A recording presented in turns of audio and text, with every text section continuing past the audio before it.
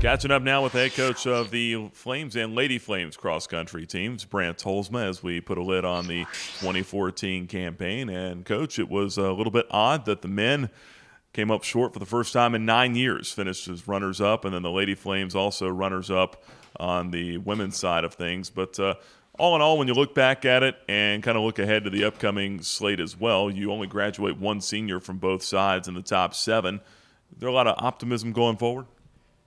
Odd is a good word as we look at the season. It was odd in many ways, one including weather. Every race we ran was either too hot or too cold. And we had a lot of strep throat this year, went through almost the whole team. Sounds like excuses, it's not. We just, hopefully we learned something. You know, it was a year of quite a few trials, and I don't think that the men's team actually showed how much talent they have. So it was disappointing in that regard.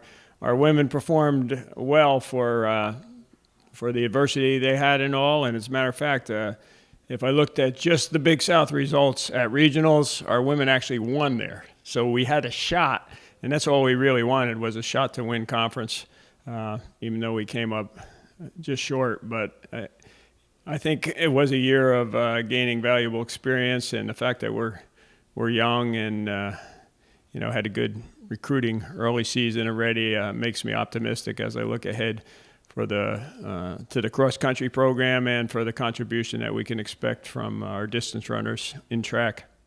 A couple of bright spots individually. We'll start on the women's side. J.C. Christensen obviously won the Women's Big South Championship. Excuse me. She is the lone senior from your top 7 that you graduate on the women's side. Give us an idea of how talented the other 6 are that are coming back. Well, we're also losing probably Meredith, even though she has a year of eligibility left. She's graduating, but JC will be a hard one to replace. She's bought in right from the beginning. She's made progress every year. If you look, I think in the Big South, she was 16th as a freshman, 7th as a sophomore, 3rd as a junior, and then won, defeating the 2 girls that beat her at. That beat her at the previous year when she was 3rd. So she had a great race there.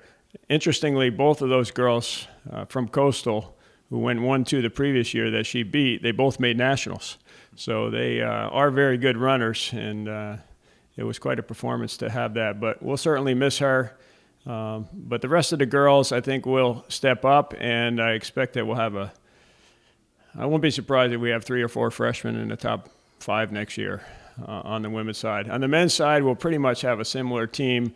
We had a few guys that redshirted this year, and they'll hopefully be helping us out. And I think that we don't want to stay in second. We certainly don't want to fall to 3rd or 4th. But High Point runs a good program, and there'll be a challenge again next year. So we're motivated. No doubt about that. And then on the men's side, you mentioned. Excuse me, Titus Koech on the men's side. Sensational freshman year for him. Finished 4th in the Big South Championships and then 3rd amongst freshmen at the Southeast Regional Championships as well. I think he's even better than he was able to show because he got delayed in coming here, so he wasn't able to train the last several weeks while he was home trying to work out things with the embassy and all. And then when he got here, he was a couple weeks behind in his schoolwork.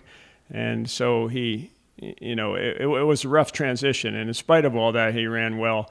But I think when he has a chance to get some base, go and get settled into life in the States and all, we'll see him develop into a very competitive runner. So he's exciting to think about and look forward to the future with. And lastly, it's like there is no off season. You've got less than 2 weeks before indoor track and field ramps up. Are you ready for that? Well, the distance runners are taking 2 weeks off, and they take a break, and they won't be running in the first meet.